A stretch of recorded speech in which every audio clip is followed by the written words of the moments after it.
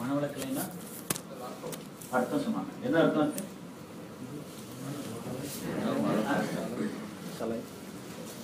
மனவளக்கலைன்னா என்ன அர்த்தம்? Very good.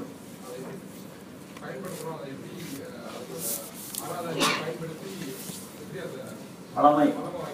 Super. So that நம்ம வாழ்க்கையை வளமா வச்சுக்கலாம். Very good. அது ஒரு கலை. ஸோ அதனால மனம் இஷ்டப்படி மனசு போல வாழ்ந்தோம்னா ப்ராப்ளம். ஸோ அதை கொஞ்சம் வளப்படுத்தணும். Very good. வாழ்க்கை வளம். வேற என்ன தெரிஞ்சுக்கிட்டோம்? வேற என்ன சொன்னாங்க? இது ஒரு கடமை, உரிமை, முறைமை, அப்புறம் இறைமை, மடமை. அப்படின்னா என்ன? கடமைன்னா என்னன்னு தெரியும் நமக்கு. கடன் பிளஸ் மை, சமுதாயத்துக்கு செய்ய வேண்டிய கடன், திருப்பி கொடுக்குறோம், அந்த கடனை செய்யறோம். ஸோ அதுதான் கடமை அப்படின்னு சொன்னாங்க. உரிமைன்னா நமக்கு நல்லாவே தெரியும் இல்லையா? ஸோ கடமையை செய்துவிட்டு உரிமையை எதிர்பார்த்தால் முறைமை, அதுதான் முறையானது. கடமையை செய்யாமலேயே நம்ம உரிமையை எதிர்பார்க்கறது முறைமை இல்லை அப்படின்னு சொன்னாங்க. வேற என்ன சொன்னாங்க? அடுத்தது கடமை, உரிமை, முறைமை, மடமை. மடமை என்னது? கடமையே செய்யாம உரிமை மட்டும் வேணும்னு கேட்கறது. அது வந்து மடமை அப்படின்னு சொன்னாங்க. இறைமைன்னா என்ன சொன்னாங்க? கடமையை செய்து விட்டு உரிமையையும் எதிர்பார்க்காமல் செய்யறது இறைமை அப்படின்னு சொன்னாங்க. இப்ப எது நம்ம ஃபாலோ பண்ணணும்? இறைமை. அதான் கடமையை செய், பலனை எதிர்பாராதேன்னு வேற விதமா சொன்னாங்க. Very good. வாழ்க்கை வளங்க. குட். இப்ப இந்த வாரம் சிந்தனை உரை நம்ம 2 வாரத்துக்கு முன்னாடி ஒரு ஹோம்ஒர்க் ஒன்று கொடுத்துருந்தோம் இல்லையா? ஒரு ரோட் மேப். வாழ்க்கையை ஆனந்தமாக வாழ்வதற்கு, வாழ்க்கையில சாதிப்பதற்கு, வெற்றி அடைவதற்கு ரோட் மேப். என்ன வழிமுறைகள், திட்டங்கள், என்ன ஸ்டெப் 1, ஸ்டெப் 2 வரிசையா ஒரு 10 பாயிண்ட், 5 பாயிண்ட், 7 பாயிண்ட் அப்படின்னு சொல்லிட்டு. ஸோ நிறைய பேர் நிறைய இந்த குரூப்ல டிஸ்கஷன்லாம் பண்ணி சில பாயிண்ட்ஸ் எல்லாம் கொடுத்துருந்தீங்க. இப்போ ஏதாவது இந்த 2 வாரம் ஹோம்ஒர்க் அந்த லைட்டா நம்ம ஏதாவது சிந்தித்து இன்னும் கொஞ்சம் ரிஃபைண்டா ஏதாவது ஆன்சர் இருக்கா? எனி கமெண்ட்ஸ், எடிட்டிங் ஏதாவது? ஒருவேளை ஹோம்ஒர்க் மறந்து போச்சா? ஓகே. வாழ்க்கை வளமுடன். வாழ்க்கை மலர்கள் புக்ல மகரிஷி 7 ஸ்டெப்ஸ் கொடுத்துருக்காங்க. இதுதான் வந்து நம்ம உண்மையிலேயே இந்த 7 ஸ்டெப்ஸ் மனப்பாடமா இருக்கணும், ஃபாலோ பண்ணணும். வேணா நம்ம எழுதி வச்சுட்டு ஒரு பேப்பர்ல எழுதி பெட்ரூம்லயோ ஹால்லையோ ஒட்டிட்டு அதை அப்பப்ப அதை ஞாபகப்படுத்தி அந்த ஸ்டெப்ஸ் அப்படியே ஃபாலோ பண்ணணும் அப்படின்னு சொன்னால் கண்டிப்பாக நம்மளும் சாதிக்க முடியும். நம்ம அப்துல் கலாம் சொன்னதை பார்த்திருக்கோம்ல, பிறப்பு வேண்டுமானால் ஒரு சம்பவமாக இருக்கலாம், இறப்பு ஒரு சரித்திரமாக இருக்க வேண்டும். சரித்திரம்னா வேதாத்திரி மாதிரி பெரிய அது அந்த அளவுக்கு எல்லாம் போக வேண்டாம்.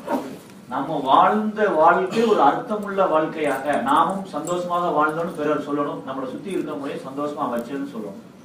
அந்த அளவுக்கு ஒரு அர்த்தமுள்ள ஒரு வாழ்க்கையை வாழணும் அப்படின்னா அதே வெற்றி தான். அந்த வெற்றி அடைவதற்கு என்ன ஸ்டெப்ஸ்? முதல் ஸ்டெப் பார்க்கலாமா? அப்போ வரிசையா மொத்தம் 7 ஸ்டெப்ஸ் தான். இன்னைக்கு ஒரு 4 ஸ்டெப்ஸ் பார்க்க முடியுதான்னு பார்க்கலாம். முதல் ஸ்டெப் இப்ப சைக்காலஜிஸ்ட் வெஸ்டர்ன் எல்லாரும் சொல்றாங்க, எது வேணும்னாலும் சரி முதல்ல you start with the end in your mind. அதாவது நான் 2 கோடி சம்பாதிக்கணும் அப்படின்னா முதல்ல எனக்கு 2 கோடி சம்பாதிக்கணுங்கிற குறிக்கோள் தெளிவாக இருக்க வேண்டும். இல்லாட்டி நம்ம வாழ்க்கையில சாதனையே செய்ய முடியாது. வெற்றி அடைந்தவர்கள் எல்லாம் இருக்கிற அந்த 7 successful habits, 7 habits of successful people ஒரு புக் இருக்கு. வெற்றி அடைந்தவர்களுடைய 7 நல்ல பழக்கங்கள். ஒருத்தர் இல்ல, வெற்றி அடைந்தவர்கள் எல்லாத்தையும் பார்த்ததால ஒரு 7 பழக்க வழக்கங்கள் இருக்கு. முதல் இது என்னன்னா குறிக்கோள் தெளிவாக இருக்க வேண்டும். சோ முதல் பாயிண்ட் வேதாத்ரி என்ன சொல்றாங்க, வாழ்வின் நோக்கம், தேவை, விருப்பம் இவற்றை மதிப்பிட்டுக் கொள்ள வேண்டும்.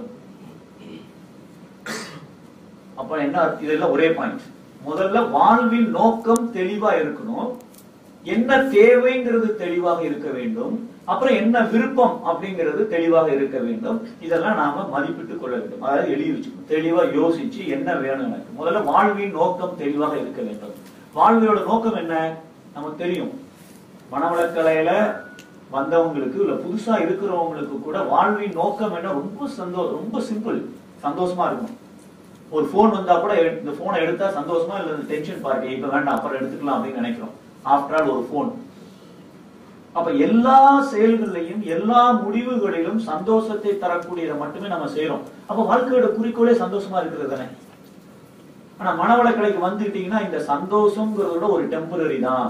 இதுக்கு மேல ஒண்ணு இருக்கு, அதுதான் வாழ்க்கையோட குறிக்கோள். அது என்னன்னா பேரானந்தமாக வாழ்வது, பேரின்பத்தோடு வாழ்வது.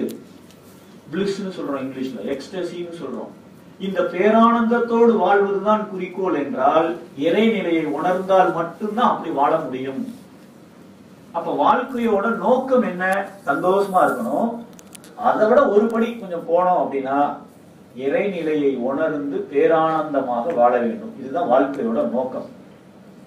நீங்க அகத்தாய் ஒண்ணு கிளாஸுக்கு வந்தீங்கன்னா 3 நோக்கம்.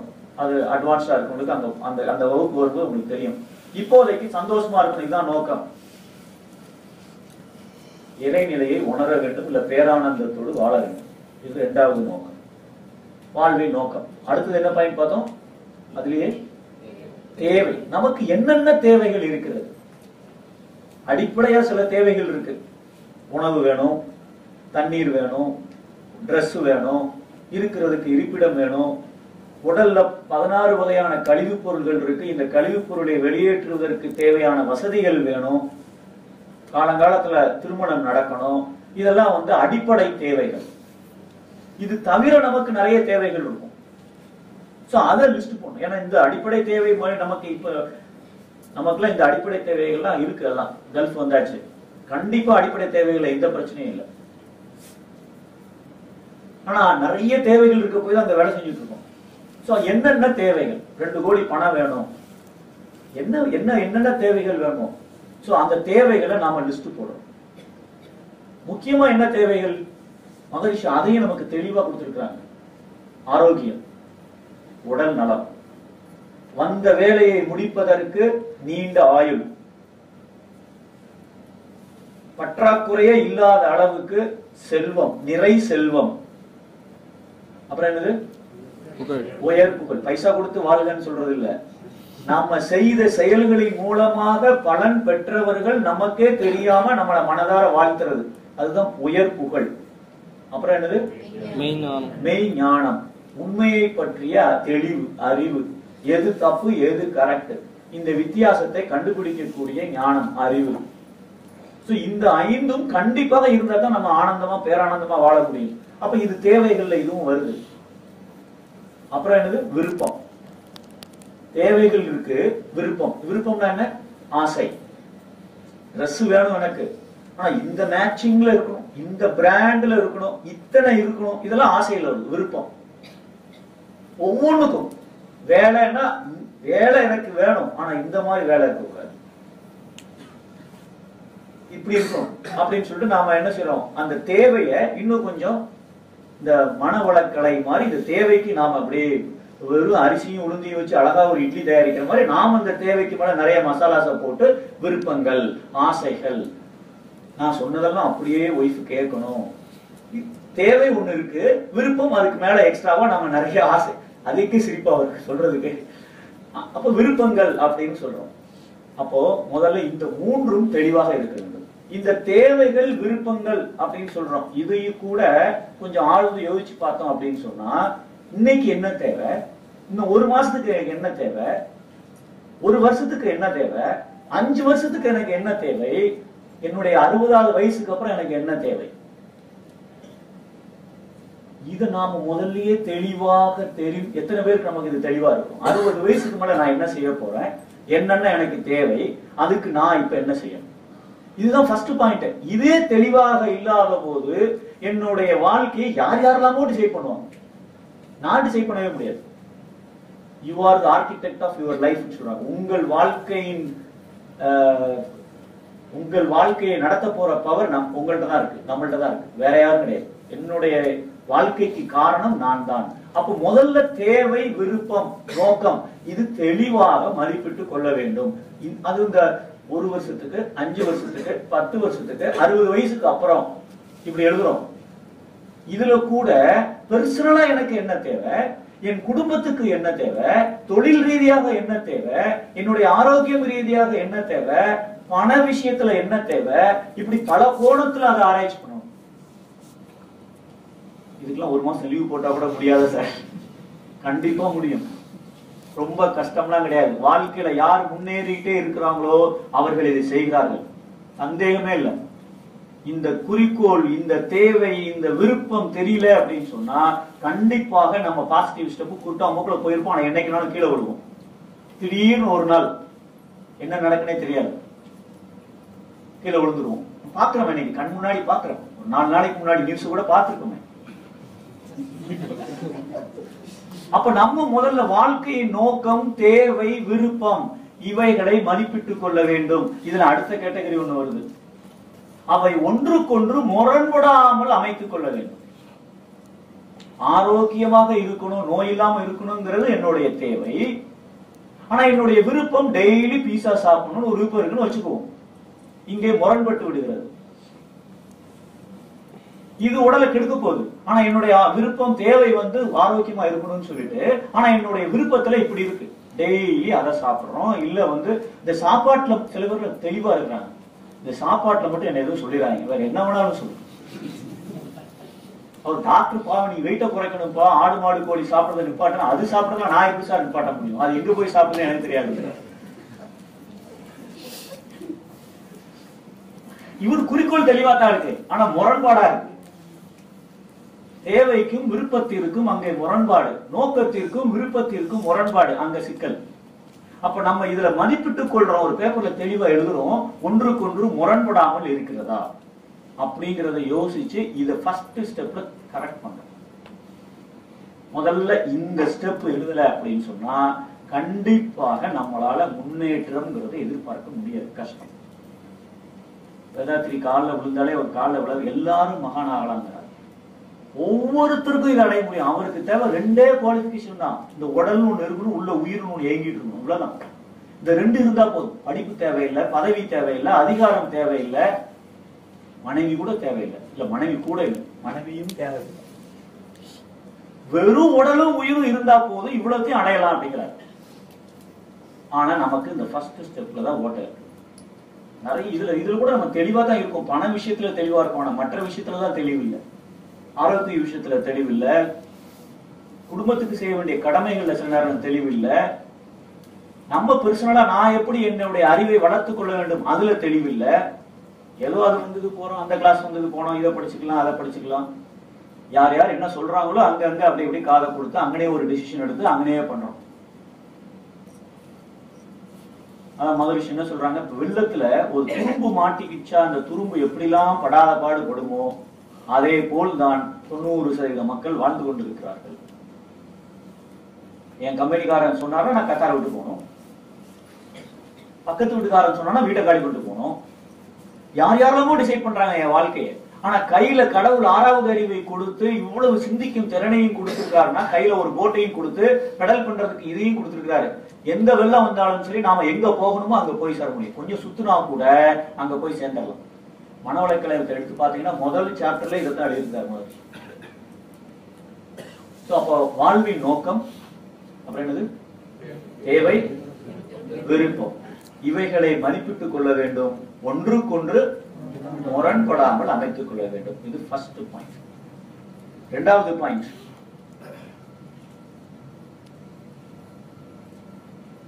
தனக்கு அமைந்துள்ள சூழ்நிலைகளையும் வாய்ப்புகளையும் கடித்துக் கொள்ள வேண்டும். நான் பிரைம் மினிஸ்டர் ஆகணும்னு என் விருப்பத்தை எழுதிட்டேன், எனக்கு என்ன சூழ்நிலை இருக்கிறது, என்ன வாய்ப்பு இருக்கிறது.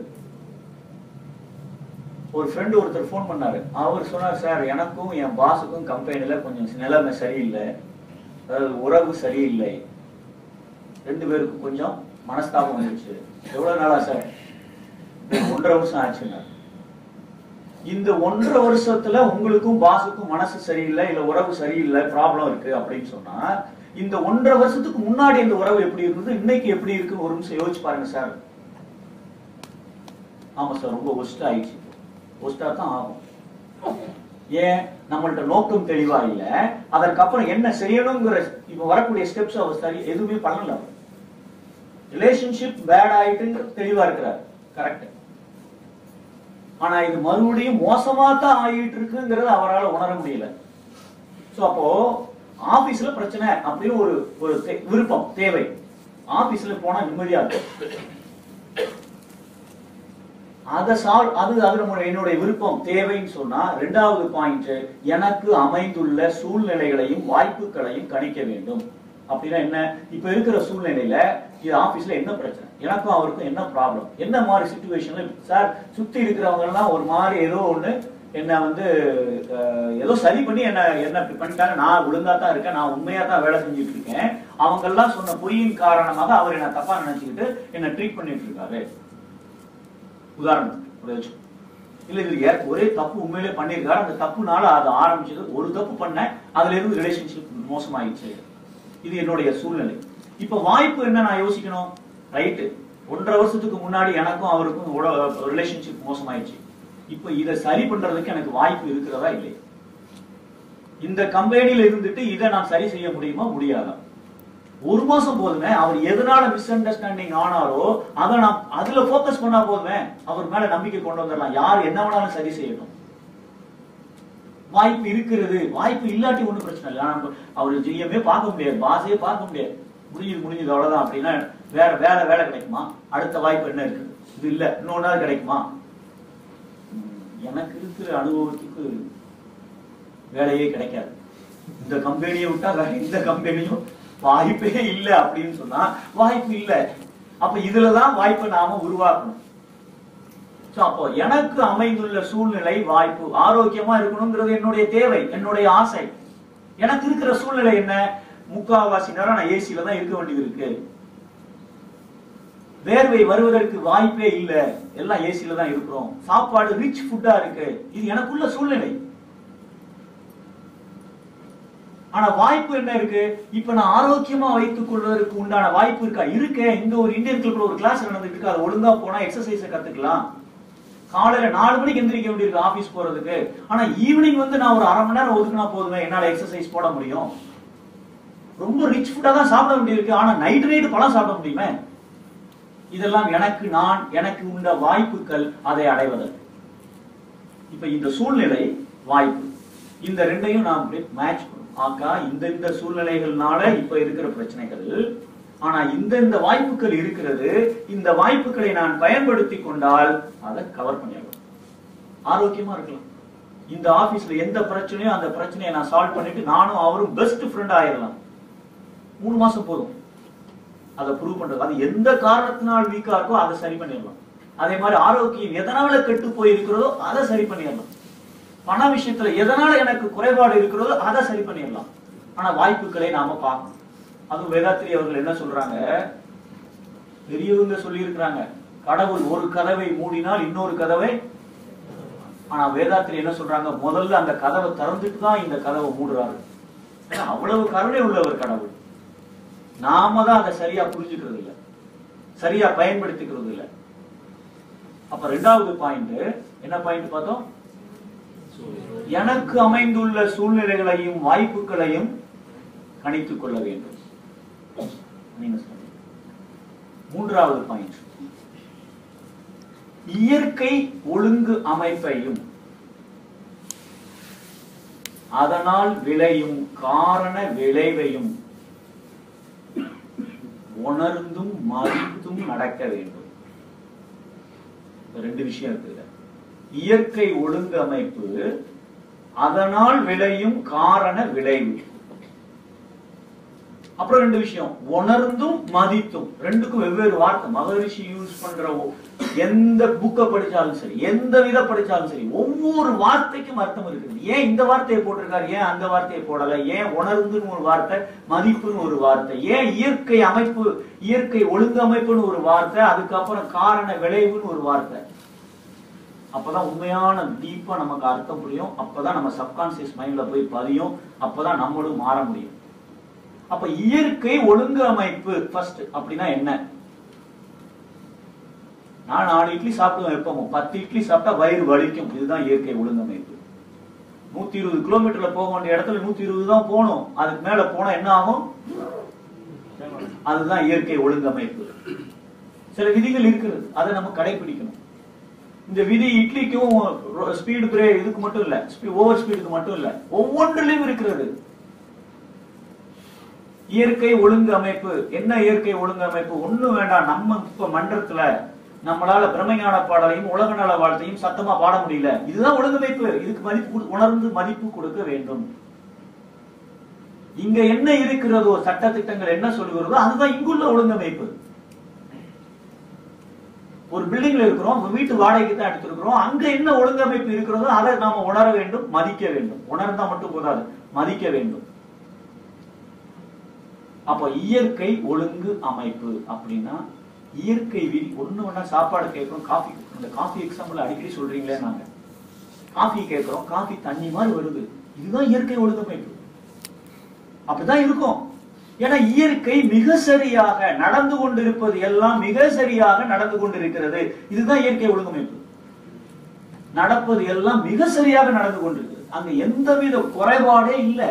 குறைபாடு இல்லை அப்படின்னு நினைச்சிட்டோம், உணர்ந்தாச்சு. மதிக்கிறது வேற. அடுத்து உணர்ந்தும் மதித்தும் நடக்க வேண்டும். உணர்றது இது.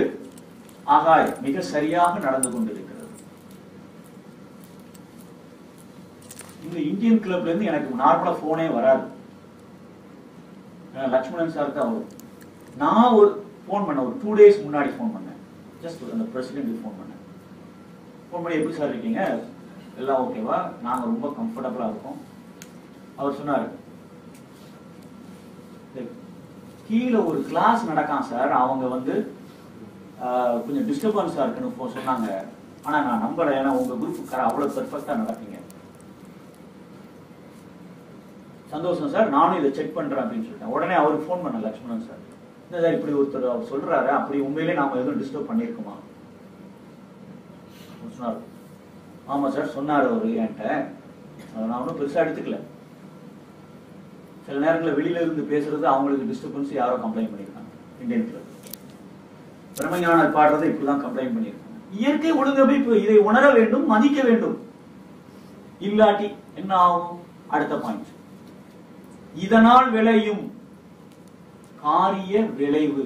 என்ன அர்த்தம்? அவங்க பாடக்கூடாதுன்னு சொல்றாங்க, இல்ல டிஸ்டர்பன்ஸா இருக்குன்னு சொல்றாங்க. இதை நாம செய்யலைன்னா இதற்கு உண்டான விளைவை அனுபவிக்க வேண்டும். இதற்கு உண்டான விளைவு என்ன? ரொம்ப நல்லது, உங்களுக்கு இந்த கால் இனிமேல் கிடைக்காது. ரொம்ப சிம்பிள். 120 நான் போக மாட்டேன், 150 போலாம். எங்க ஆபீஸ்ல ஒருத்தர் இருக்காரு டிரைவர், அவர் சம்பளமே 8000. ஒரு மாசத்துக்கு அட்லீஸ்ட் அவர் 5000 ஃபைன் மட்டும் கட்டுறாரு. இது இயற்கை ஒழுங்கமைப்பை நாம உணர்ந்து மதிக்காவிட்டால் செய்த செயலின் விளைவு. ஒவ்வொரு விளைவுக்கும் ஒரு காரணம் இருக்கிறது. அந்த காரணத்தை நாம செய்கிறோம், அதனுடைய விளைவை அனுபவிச்சாகும். இதுதான் 3வது பாயிண்ட். இயற்கை ஒழுங்கமைப்பையும் அதனால் விளையும் காரிய விளைவையும் உணர்ந்து மதித்து நடக்க வேண்டும். உணர்ந்துட்டோம், தெரிஞ்சு போச்சு. மதிக்கிறதுனா என்ன?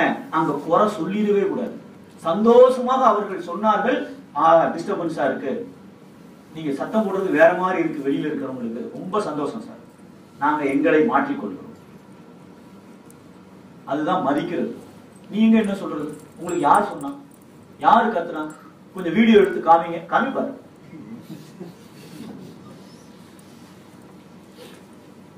இது காரண அதனால் வரையும் அதனால் விளையும் காரிய விளைவு. இந்த காரியத்தினால் ஏற்பட்ட விளைவு. இதை உணர வேண்டும், மதிக்க வேண்டும். போன கிளாஸ்ல கூட கேட்டாங்க, அந்த யூனிவர்சிட்டி கோர்ஸ் ஏன் கத்தார்ல நடத்த முடியாது?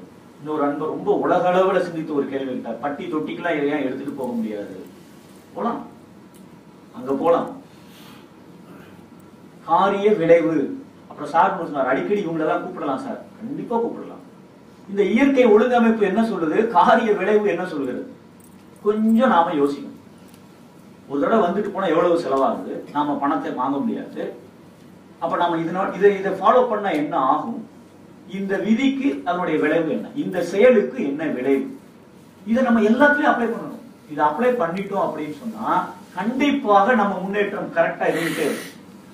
இதுல ஒரு வருத்தப்படத்தக்க ஒரு விஷயம் நான் என் காதுல அடிக்கடி விழுந்துட்டே இருக்கும். இது வந்து மன்றத்தில் இருக்கிற சில ஆசிரியர்கள், பேராசிரியர்களே சில நேரம் பயன்படுத்தும் போது கொஞ்சம் வருத்தமா இருக்கு. ஏன்னா நாங்க முதல்ல இங்க அடி வாங்கணும். அப்படித்தான் ஃபர்ஸ்ட் மன்றம் ஆரம்பிக்கும் போது அந்த வார்த்தை இப்படிதான் இருக்கு. என்னன்னா, சார்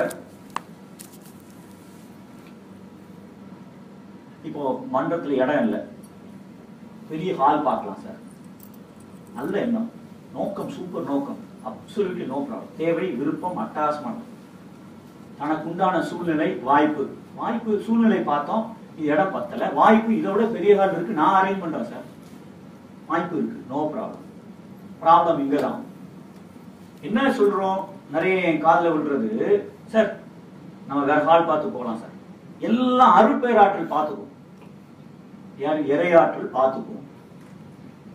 ஒரு பாம்பு ஒரு இறையாற்றல் பார்த்துக்கணும் உட்கார்வோம்னா அதை செய்யலாம். நிச்சயமாக இங்க தவறு இருக்கிறது. இறையாற்றல் பார்த்துக்கும் நம்ம சொல்றது எதனாலன்னா, ஆணவம் இருக்கக்கூடாது, நான் தான் செய்தேன்னு சொல்லக்கூடாது, எல்லாம் இறைநிலை செய்துட்டு இருக்குன்னு சொல்லணும். இந்த அர்த்தத்துல சொல்லப்பட்ட வார்த்தை அது. எல்லாம் கடவுள் பார்த்துக்குவாரு, எல்லாம் கடவுள் செயல், நான் என்ன செய்யறது, நான் என்ன, எனக்கு என்ன இருக்கு, ஒண்ணுமே இல்லை. ஆனா அதற்காக இயற்கை ஒழுங்கமைப்பையும் அதனால் விளையும் காரிய விளைவையும் உணர்ந்து மதிக்காமல் இறையாற்றல் பார்த்துக்கும்னா கண்டிப்பா பார்த்துக்கும். டிக்கெட்டோட வரும் இறையாற்றல், அதுவும் இறையாற்றல் தான். இந்த பாம்பு இறையாற்றல் தான். இந்த பாம்பு வந்தா நான் இருந்தா என்ன ஆகுங்கிறது நான் தான் யோசிக்கணும், இறையாற்றல் யோசிக்காது. இறையாற்றல் என்னுடைய கர்ம வினைப்படி என்ன சூழ்நிலையை உருவாக்க வேண்டுமோ அந்த சூழ்நிலையை உருவாக்கும். நான் தான் யோசிக்கணும், ஆகா இந்த அடிக்கடி பாம்பு வருது, நாம இங்க உட்காரலாமா, இல்ல இடத்த மாத்தணுமா, அடிக்கடி பாம்பு வீட்டுக்கு வருதுன்னா நம்ம என்ன செய்யணும், இறையாற்றல் பார்த்துக் கொள்வோம். அப்படின்னு அந்த வீட்டுல குடி இருந்தா 2 நாள் கூட இருப்பான்னு சொல்ல முடியாது. அப்போ இயற்கை ஒழுங்கமைப்பையும் அதனால் விளையும் என்னது காரிய விளைவையும் உணர்ந்து மதித்து நடக்க வேண்டும். இது 3வது பாயிண்ட். இதுவரைக்கும் என்னெல்லாம் பார்த்தோம்? ஃபர்ஸ்ட் பாயிண்ட் என்னன்னா, வாழ்வின் நோக்கம், தேவை, விருப்பம், இவற்றை பிள்ளை படிக்கிறதா எப்படி அழகா படிக்கிறப்ப அதுக்குள்ளே எனக்கு கன்ஃபியூஷன் ஆகுது. இவற்றை கணித்துக் கொள்ள வேண்டும், மதிப்பிட்டுக் கொள்ள வேண்டும், ஒன்றுக்கொன்று முரண்படாமல் மதிப்பிட்டுக் கொள்ள. 2வது பாயிண்ட் என்ன பார்த்தோம்?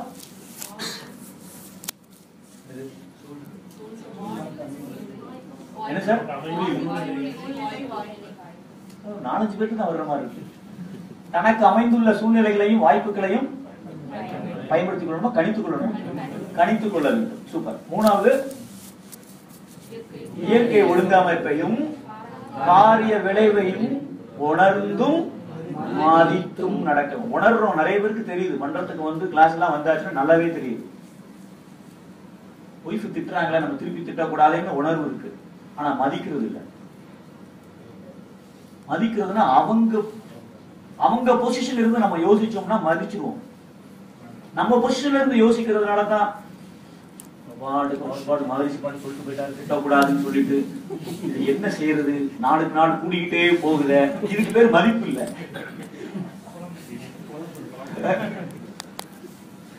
என்ன அதுதான் ஆரம்ப காலத்துல எங்க வீட்டுல சொல்லுவாங்க, என்ன நீங்க திட்டிருங்க, அது எவ்வளவோ நல்லது, அமைதியா இருந்து கொள்றீங்களே. உணர்ந்தும் மதித்தும் நடக்க வேண்டும். அவ்வளவு, அதுதான் முக்கியம். இந்த ஃபர்ஸ்ட் உணரணும், அப்புறம் தான் மதிப்பு. முதல் ஸ்டேஜ் உணரணும், அப்புறம் மதிக்கிறது. சோ அப்போ இயற்கை ஒழுங்கமைப்பு. ஓகே, இது 3வது பாயிண்ட். 4வது பாயிண்ட் சொல்லுங்க சார். மறுபடியும் சொல்லணுமா? மறந்துடும். நம்ம கெப்பாசிட்டி அவ்வளவுதான். கண்டிப்பா நம்ம கெப்பாசிட்டிக்கு தகுந்த, நம்ம சூழ்நிலைக்கு தகுந்த மாதிரி நம்ம முன்னேறணும்.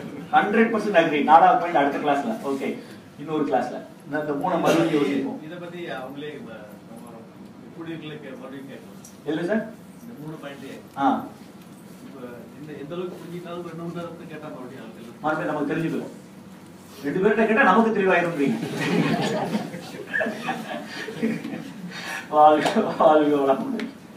சூப்பர். சோ ஏன்னா வந்து சொல்லுங்க விருப்பமே இல்லங்கிற போது அந்த பாயிண்ட் எடுத்து வந்து எது விருப்பமே இல்ல, ஏதோ ஒரு விஷயத்துல விருப்பம் இல்லாத போது இதுல என்ன இருக்குங்களா, தேவையில்லை இந்த பாயிண்ட். இப்ப நான் பிரைம் மினிஸ்டர் ஆகணும் எனக்கு ஆசையே இல்லை, நான் ஏன் அதை உட்காந்து ஆராய்ச்சி பண்ணிட்டு இருக்கணும்? பிரைமரி ஸ்டார்ஸ்க்கு என்ன சூழ்நிலை அப்படின்னு நம்ம ஆராய்ச்சி பண்ண வேண்டியது இல்லை இல்லையா? சில நேரங்களை யோசிச்சு பார்த்தோம் அப்படின்னு சொன்னா இந்த செயல்கள் அந்த மாதிரி சார் சொன்ன மாதிரி சில அது ஆக்சுவலா உண்மை, விருப்பமே இல்லாம நாம வந்து அதுல இருந்து ஆராய்ச்சி பண்ணிட்டு இருக்கோம் அப்படின்னு சொல்ல வரீங்க. கரெக்ட், தெளிவா சொல்லிடுறேன். இப்போ 60 வயசுக்கு மேல வந்து நம்ம எப்படி வாழணும், அது இப்பயே முன்னேற்றம் பண்ணணும் அப்படிங்கிறது ஒரு அடிப்படை. நமக்கே தெரியுது அடிப்படை தேவை இருக்கு, இது போதும் அப்படின்ட்டு அந்த விருப்பம் இல்லாம நம்ம இருந்துச்சுன்னா எதுக்கு போகணும்? அது அது தேவை இருக்கிறது. ஆனா இப்ப ஏன் நம்ம ஏன் கவலைப்படணும் அப்படின்னு சொல்றீங்களா? இப்ப ஏன் நம்ம அதை பத்தி சிந்திக்க வேண்டும் அப்படின்னு கேக்குறீங்க. நீங்க அடுத்த வெக்கேஷன் எப்ப போகணும் பிளான் பண்ணிருக்கீங்களா? பிளான் பண்ணிருக்கீங்க. ஒரு வாரத்துக்கு முன்னாடியே கேட்டீங்க ஈடு ஹாலிடேஸ்ல எங்கேயோ போலாமா அப்படின்ட்டு இல்லையா? ரைட். இதுதான் நம்ம செய்யற ஒரு தவறு. நம்ம வந்து எப்பவுமே நம்மளுடைய வாழ்க்கை நம்ம கையில, அவர் ஐயா சொன்னாங்க, வரதராஜன் ஐயா, வாழ்க்கையை சந்தோஷமா அனுபவிப்பதற்கு தேவையானதையெல்லாம் கொடு அப்படின்னு கடவுள்கிட்ட கேட்கும்போது கடவுள் சொன்னார், வாழ்க்கையே உனக்கு கொடுத்துருக்கேன் அப்படின்னு சொன்னார். இந்த வாழ்க்கையை கொடுத்துருக்காங்கன்னா 120 வருஷம் 100 வருஷம் நம்ம வாழ போறோம். இந்த வாழ்க்கையை முழுவதுமாக நம்ம பிளான் பண்ணிட்டோம் அப்படின்னு சொன்னா, நான் இங்க இருந்து வக்ரா போனோம், வருவா தாண்டப்புறம் வக்ரா எங்க இருக்குன்னு பாத்துக்கலாம் சார் கிளம்புனா ஜேர்னி எப்படி இருக்கும்? சிக்கல் தான். அங்கன போய் விசாரிச்சுக்கலாம் எங்க இருக்கு வக்ரா அப்படின்ட்டு விசாரிச்சுக்கலாம். அவன் சவுதி அரேபியா திருப்பி விட்டுருவான். அங்க விசாரிக்கவே முடியாது, அந்த சைடு போயாச்சுன்னா. இங்கதான் சிக்கல். இன்னைக்கு வந்து ஏன் முதியோர் இல்லங்கள் போயிட்டு இருக்கு? இந்த பிளானிங் அவங்க செய்யல. ஆக்சுவலா இன்னைக்கு இருக்கிற 40-50 வயசுல இருக்கிறவர்கள் எப்படி அப்பா அம்மாவை கவனித்துக் கொள்கிறார்களோ அதே கவனிப்பு இன்னும் ஒரு 25 வருஷம் கழிச்சு இருக்குமா அப்படின்னு சொன்னா 90% மக்கள் தெளிவா சொல்றாங்க, சான்ஸே இல்லை.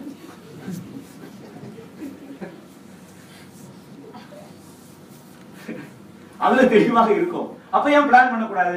நம்முடைய தேவையை நாம பூர்த்தி செய்வதற்கு இப்பவே நாம பிளான் பண்ணல அப்படின்னு சொன்னா, அன்னைக்கு போய் பிளான் பண்ணா இந்த உடல் ஆற்றல் அதுக்கு முடியாது, சமாளிக்க முடியாது. நம்மளால மனசுல அந்த தெம்பு இருக்காது. இன்னைக்கு இருக்கிற தெம்பு அன்னைக்கு இருக்காது. 50 வயசுல 60 வயசுக்கு அப்புறம் பிளான் பண்ணிக்கலாம்னா, இன்னைக்கு பிளான் பண்ணாலே பயமா இருக்கு, நம்ம என்னடா செய்யறது அப்படின்ட்டு. அப்ப கண்டிப்பாக விருப்பம், அதுதான் மகரிஷி வந்து தெளிவா கொடுத்திருக்காங்க. ஏன் நான் யோசிச்சு பார்த்தேன், ஏன் தேவைன்னு ஒண்ணு கொடுத்திருக்காங்க, ஏன் விருப்பம்னு ஒண்ணு கொடுத்திருக்காங்க. ரெண்டுக்கு என்ன பெரிய வித்தியாசம்? ஏன்னா நீங்க சொன்னதுதான், தேவை இருக்குன்னு தெரிஞ்சு போச்சு, ஆனா அதுல மனசு இப்ப செலுத்த மாட்டேங்குது. ஏன் மனசு செலுத்த மாட்டேங்குது? இப்ப கம்ஃபர்டபுளா ஆபீஸ் போறோமா, வந்தோமா, 4-3 தடவை சாப்பிட்டோமா, டிவியை பார்த்தோமா, அங்க போனோமா, வெள்ளிக்கிழமை இங்க போனோமா, சூப்பரா லைஃப் ஓடிக்கிட்டு இருக்கு. அந்த விருப்பம் இன்று வரவில்லை. ஏன்னா அது அன்னைக்கு தானே, இன்னைக்கு ஏன் அதை பத்தி கவலைப்படணும்?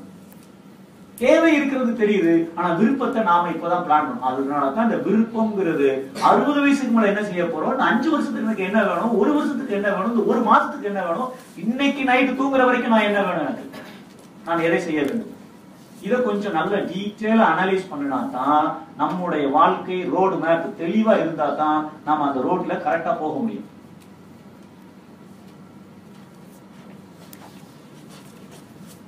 கரெக்டா சார்? Very good. வேற ஏதாவது கேள்விகள், क्वेश्चंस இருக்கா? சொல்லுங்க சார். இப்போ இது ஃபியூச்சரை பிளான் பண்றதுலயே கரண்ட் லைஃப் மிஸ் பண்ற மாதிரி கரெக்ட். நீங்க ஒரு மாசம் லீவ் போட்டு இதை செக் பண்ணீங்கன்னா பெரிய சீரியஸ் ப்ராப்ளம். நிச்சயமா அது மிகப்பெரிய தப்பு. நம்ம சொல்றது கொஞ்சம் பிளானிங், அதுவும் தேவை, அது மட்டும் பிளானிங் இல்லை. ஆனா எதிர்காலத்திற்கு திட்டமிட வேண்டும், கண்டிப்பாக திட்டமிட வேண்டும், நோ டவுட். நான் எதிர்காலத்துல நான் 60 வயசுக்கு மேல அதை செய்யலாமா இதை செய்யலாமான்னு ஒரு 5 வருஷத்துக்கு யோசிச்சுட்டு இருக்குன்னு வச்சுக்கோங்க. ஸ்டெப் 1லயே தான் நாம நிற்போம், ஸ்டெப் 2க்கு போக மாட்டோம். சோ கண்டிப்பாக அது தப்பு. அதை மட்டும் நாம ஆக்சுவலா நிறைய நேரங்கள்ல நம்ம எதிர்காலத்தை பற்றி சிந்திச்சுலாம் வேஸ்ட் பண்ணல, பயந்து வேஸ்ட் பண்ணிட்டு இருக்கோம். ஏன் அந்த பயம் வருது? என்ன நடக்குமோன்னு தெரியல. ஏன் என்ன நடக்குமோன்னு தெரியல, என்ன வேணும்னே தெரியல எனக்கு. சோ சிக்கல் அப்படிதான் இருக்கு. சோ அதனால கண்டிப்பாக நாம என்ன வேணும், வாழ்க்கையோட குறிக்கோள்னு யோசிச்சோம்னா, இந்த ஆன்மா எதற்காக இந்த பிறவியை எடுத்திருக்கிறது, என்ன சாதிக்கணும்னு நினைக்கிறேன். இது நாம ஒவ்வொருத்தரும் நமக்குள்ள கேட்க வேண்டிய கேள்வி.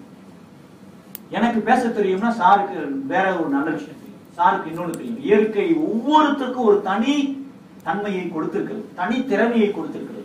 நாம ஒவ்வொருத்தரும் அந்த திறமையை கண்டுபிடித்து இந்த திறமையின் மூலமாக எனக்கும் பிறருக்கும் எப்படி நான் உதவிகரமாக வாழ முடியுங்கிறத அடிப்படையாக வைத்துக் கொண்டு என்னுடைய வாழ்க்கையோட குறிக்கோளை நான் நிர்ணயம் செய்வேன்.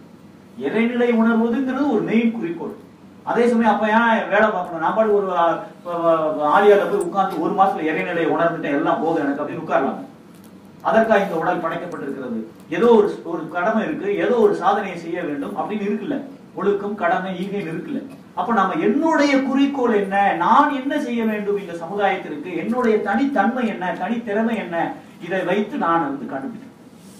இது நீங்க மெடிடேஷன் பண்ண பண்ண பண்ண பண்ண கண்டிப்பாக உங்கள் பிறவியின் நோக்கம் உங்களுக்கு தெரிய வரும். Simple question. சில பேர் என்ன சொல்றாங்க, உங்க கையில ஒரு 100 கோடியை கொடுத்தாங்க சார், பணம் பிரச்சனையே இல்லை, நீங்க என்ன செய்வீங்க? இந்த கேள்வியை நீங்க ஆழமா மெடிடேஷன் பண்ணிட்டு கேளு.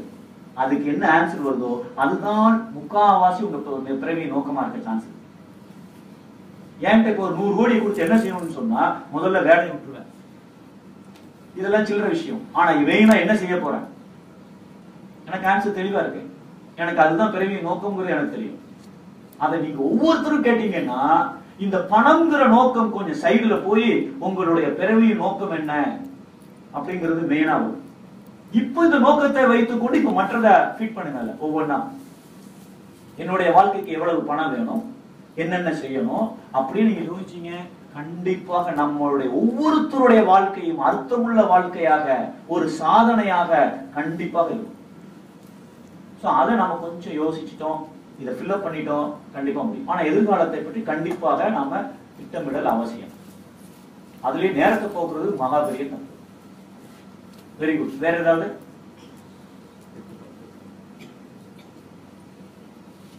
கிருபாகரன் சார் கரெக்டா சொன்னார். 4வது பாயிண்ட் போகாமலே நம்ம இதை மட்டும் நம்ம தெளிவா புரிஞ்சுக்கணும். சொல்லுங்க சார்.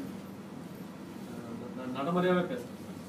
நம்ம எல்லாமே நடைமுறையா தான் பேசணும். கண்டிப்பா 60 வயசுக்கு மேல ஒரு ஆவரேஜ் இப்போ இது கம்மியாயிட்டு இருக்கு, வயசானவங்க ஜாஸ்தி ஆயிட்டு இருக்காங்க. நம்மளுடைய ஆவரேஜ் லைஃப் 80-85 25 வருஷம் வச்சிருக்காங்க.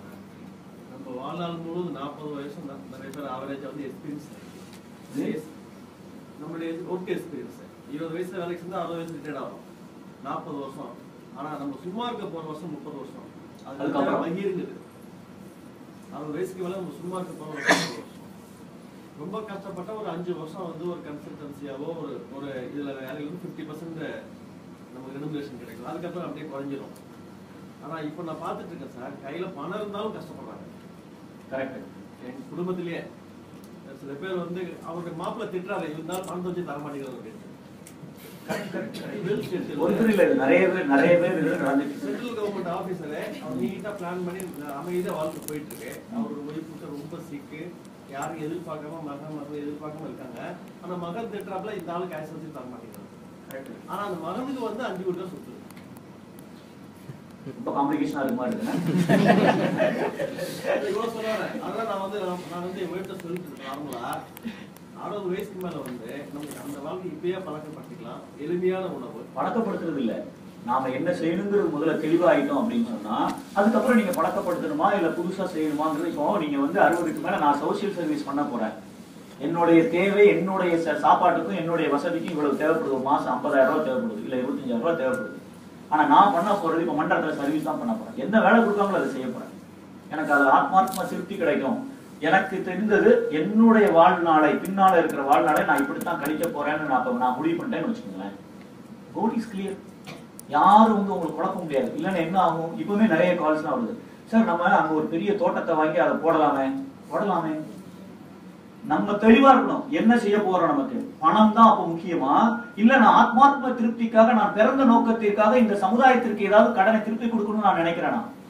இதை நீங்க கொஞ்சம் யோசிச்சு பாத்தீங்கன்னு வச்சுங்க, நீங்க திட்டம் போட்டு உங்களை அதுக்கு தகுந்த மாதிரி மாற்றிக்கொள்ளுங்க. இப்பவுமே அங்க போய் அதுக்கப்புறம் நமக்கு ரொம்ப ஈஸியா இருக்கும் லைஃப். இந்த திட்டத்தை போடாதவர்கள் தான் இப்படி மாட்டிட்டு முடிக்கிறாங்க தெளிவில்லாத போது. நீங்க சொல்ற என்னன்னா என் மனசுல நான் ஒரு உதாரணத்துக்கு தான் சொன்னேன், எல்லாரும் அப்படி நினைக்கணும் அவசியம் இல்லை சார். அவரோட கொஸ்டினே அது கிடையாது சார். ஏன்னா 2 பேருமே ஆல்ரெடி பிளான் பண்ணி அவங்க கம்ஃபர்டபுளா இருக்காங்க. சுத்தி இருக்கவங்க தான் பாவங்க. அப்படியே சார். ஆமா, மருமகன் காசு கேட்கிறாரு, மகன் காசு கேட்கிறாருன்னா பிரச்சனையே அதான். அதை எப்படி சமாளிக்கிறது தான் ப்ராப்ளம். இதுதான் நமக்கு அமைந்துள்ள சூழ்நிலைகளையும் வாய்ப்புகளையும் கணித்துக் கொள்ள வேண்டும். இப்ப நம்ம வந்து சந்தோஷமா இருக்கணும் 60 வயசுக்கு மேல. ஆனா நமக்கு அமைறதெல்லாம் இப்படி இருந்தா என்ன ஆகுறது? இது சூழ்நிலை. இப்ப இந்த வாய்ப்புக்கு என்ன பண்றது? இப்ப நீங்க வாய்ப்பு என்ன வாய்ப்பு இருக்கிறது நீங்க யோசிச்சு பாருங்க. நம்ம சித்தப்பாவையும் மாமாவையும் மருமகனையும் வேண்டாம்னு சொல்ல முடியாது. ஆனா நம்ம மனசை நம்ம மாத்திக்கலாம். நாம எப்படி இருந்தால் எதுக்கு நம்ம நிறைய கண்டிப்பாக வாய்ப்புகள் இருக்கு. நாம அதை அசஸ் பண்ணிட்டோம் அப்படின்னா கண்டிப்பாக முடியும். ரைட். வேற ஏதாவது क्वेश्चन என்ன பண்ணுங்க? வேற ஏதாவது டவுட்ஸ்? டவுட் வந்துட்டே தான் இருக்கா? கரெக்ட். நீங்க டவுட் வர வர வர நீங்க உண்மையிலேயே தெளிவாயிட்டு இருக்கீங்கன்னு அர்த்தம். சப்கான்சியஸ் மைண்ட்ல விளையாட ஆரம்பிச்சிட்டேன்னு அர்த்தம். சப்கான்சியஸ் மைண்ட் தான் அந்த டவுட்டை கேட்குது. அதை நீங்க கிளியர் பண்ணிட்டீங்க, கிளியரா ஸ்டெப்ஸ் ஃபாலோ பண்ணிடுவீங்க. இல்லைன்னா நம்ம கேட்போம், நல்லா தான் இருக்கு, ஃபாலோ பண்ணாதான் நல்லா தான் இருக்கும். இது நம்ம இன்னொருத்தருக்கு லெக்சர் கூட அடிச்சிருவோம். ஆனா இது நமக்கே இல்லை. எக்ஸசைஸ் போடணும், சூப்பர் எக்ஸசைஸ் போட்டா நல்லது சார். நீங்க எத்தனை நாள் போட்டீங்க சார்? போடலாம் சார், அதுக்கு டைம் வரணுங்க சார். இது நிறைய பேர் இந்த அருட்பேராட்கள் பார்த்துக்குங்கிற மாதிரி அதுக்கெல்லாம் பிராப்தம் வேணும் சார். வேணும் வேணும், கண்டிப்பா வேணும், பிராப்தம் வேணும். என்ன செய்யறது? இந்த ஆறாவது அறிவு மயங்கி கொண்டு இருந்தா பிராப்தம் வரணும், நேரம் வரணும், அதெல்லாம் வரணும். அவங்களெல்லாம் கொஞ்சம் கஷ்டம் தான். நாம வந்து அதுக்கு தான் முயற்சி செய்யணும். கஷ்டம் இல்லை, அவங்க எல்லாம் ஈஸியா சொல்லணும்.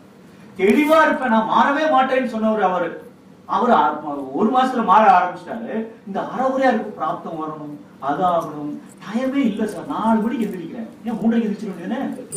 படுக்கிறது 1 மணிக்கு படுத்துட்டு 4:30 எந்திரிக்கிறேன்னு சொல்றதுல 12:30 படுத்துட்டு 3:30 எந்திரிச்சா எக்ஸசைஸ் போட்டுடலாம். என்ன பெரிய கஷ்டம்? சோ இதெல்லாம் வந்து சாக்கு போக்கு. நேரமே இல்லை. மகரிஷி சொல்றாங்க, நேரம் இல்லை என்பது முட்டாள்களின் வார்த்தை. நான் சொல்லல, மகரிஷி சொல்லியிருக்காங்க.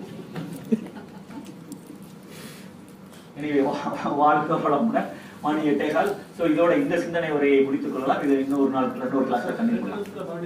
என்ன 3 பாயிண்ட். ஃபர்ஸ்ட் பாயிண்ட், வாழ்க்கையின் நோக்கம், தேவை, விருப்பம் இவற்றை மதிப்பிட்டுக் கொள்ள வேண்டும். மதிப்பிட்டுக் கொள்ள வேண்டும். வார்த்தை பாருங்க, கணித்துக் கொள்ள வேண்டும் கிடையாது, எழுதி கொள்ள வேண்டும் இல்ல, மதிப்பிட்டுக் கொள்ள வேண்டும். இவை ஒன்றுக்கொன்று முரண்படாமல் அமைத்துக் கொள்ள வேண்டும். First point. இரண்டாவது, எனக்கு அமைந்துள்ள சூழ்நிலைகளையும் வாய்ப்புகளையும் கணித்துக் கொள்ள வேண்டும். இங்க அசஸ் பண்றோம், அங்க எவாலுவேட் பண்றோம், கணித்துக் கொள்ள வேண்டும். மூன்றாவது, இயற்கை ஒழுங்கமைப்பையும் அதனால் விளையும் காரிய விளைவையும் உணர்ந்தும் மதித்தும் நடக்க வேண்டும். சோ இந்த 3 பாயிண்ட கொஞ்சம் வீட்டுல போயிட்டு, ஈது ஹாலிடேஸ் வேற இருக்கு, ஒரு 1 மணி நேரம் ஸ்பெண்ட் பண்ணி பாருங்க. சிந்திங்க, எனக்கு என்னென்ன தேவை, என்னென்ன விருப்பம், 60 வயசு 80 100 வயசு வரைக்கும் என்னென்ன வேணும். அதுக்காக உட்காந்து 2 டூத் பிரஷ் வேணும்னு ஒரு 4 வருஷத்துக்கு எல்லாம் எழுதாதீங்க. மேஜரா இருக்கிறத முக்கியமான பாயிண்ட்ல மேஜர் லெவல்ல உட்கார்ந்து சிந்தனை செய்து இதை கொஞ்சம் தற்சோதனை செய்து எழுத ஆரம்பிங்க. அப்புறம் தானாக அந்த 7 ஸ்டெப் நம்மளால செய்ய முடியும்.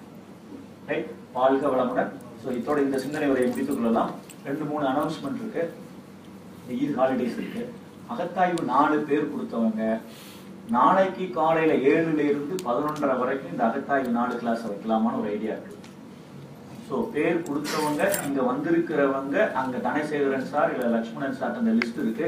உங்க பேரை ஒரு டிக் அடிச்சுட்டு போனீங்கன்னா நாளைக்கு காலையில 7ல இருந்து 11:30 வரைக்கும் அகத்தாய்வு 4 முதல் பகுதி. அடுத்த பகுதி வெள்ளிக்கிழமை அன்னைக்கு. குறிப்பா ஃபேமிலியோடு இருக்கிறவங்களுக்கு கன்வீனியன்ட்டா இல்லையா அப்படிங்கிறது தான், அதுக்காக தான் யோசனையா இருக்கு. இல்ல முழு நாள் கூட வச்சிடலாமான்னு யோசிச்சோம். அரை நாள் 7 to 11:30. ஸோ பேரை ஒரு தடவை ரீகன்ஃபார்ம் பண்ணிருங்க.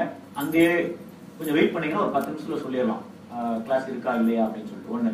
2, போன தடவை அகத்தாய்வு 3 அட்டன் பண்ணவங்கல்ல இந்த கண்ணாடி பயிற்சிக்கு கண்ணாடி வேணும்னு சில பேர் ஆர்டர் பண்ணாங்க. நம்ம அதை சப்ளை பண்ணல, டெலிவரி பண்ணல. வெளியில ஒரு கண்ணாடி இருக்கு, அந்த கண்ணாடி பாருங்க. அந்த 8 பேர் அகத்தாய்வு 3 எடுத்தவங்க, இல்ல கண்ணாடி வேணும் என்றால், கண்ணாடி அந்த முகம் பார்க்கிற கண்ணாடி இல்ல, புதுசா இருக்கவங்க கண்ணாடி தான் விற்கிறாங்களான்னு நினைச்சாங்க. இது அந்த கண்ணாடி இல்ல, இது வேற கண்ணாடி. வெளியில அந்த கண்ணாடி சாம்பிள் இருக்கு, அது உங்களுக்கு பிடிச்சிருக்கு, அதோட கொஞ்சம் சைஸ் பெருசா இருக்கும், வேணும்னா டாக்டர் சங்கீதா அங்க இருக்காங்க, அவங்கள்ட்ட யாருக்கு வேணுமோ அவங்க சொல்லிட்டீங்கன்னா அடுத்த வெள்ளிக்கிழமை 6 to 7 கீழே கண்ணாடி பிரிச்சு இருக்கும், அதை நம்ம கூப்பிட்டு கன்ஃபார்ம் பண்ணிடுறோம். இது 2வது. 3வது லக்ஷ்மண் சார் ஓகே குட். வாழ்க்கை வளமுடன். ஒரு சின்ன வாழ்க்கை, ஒரு நிமிஷம் கண்ணை மூடிக்கொள்வோம், மூலாதாரத்தில் உட்காந்துக்குவோம். சாந்தி. வாழ்க வையகம், வாழ்க வையகம், வாழ்க வளமுடன். அருள்நிதி முத்துலிங்கம் ஐயா அவர்களின் ஆத்மா சாந்தியடைய அவர்களை வாழ்த்துவோம். மன்றத்து அன்பர், மன்றத்துக்கு நிறைய சர்வீஸ் பண்ணாங்க. அருள்நிதி முத்துலிங்கம் ஐயா அவர்கள், அருள்நிதி முத்துலிங்கம் ஐயா அவர்கள், அருள்நிதி முத்துலிங்கம் ஐயா அவர்கள் வாழ்க வளமுடன். பிரமையான பாடல்.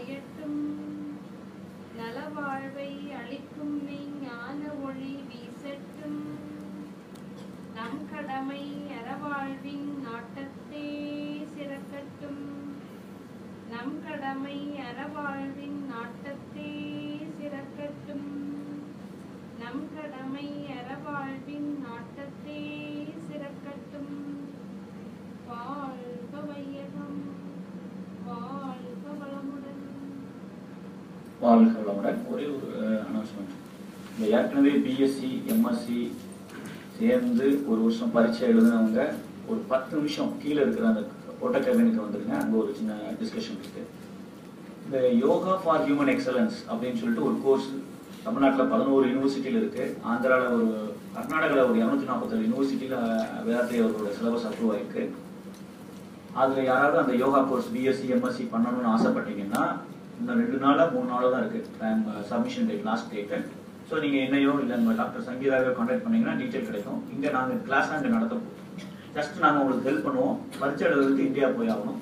ஸோ நீங்கள் படிக்கணும்னு நினைச்சீங்கன்னா ஜஸ்ட் என்கிட்டயோ இல்லை டாக்டர் சங்கீதாட்டையோ டீட்டெயில் வாங்கிக்கோங்க. இன்னும் 2-3 நாள் இருக்கு லாஸ்ட் டேட். வாழ்க்கை வளமுடன்.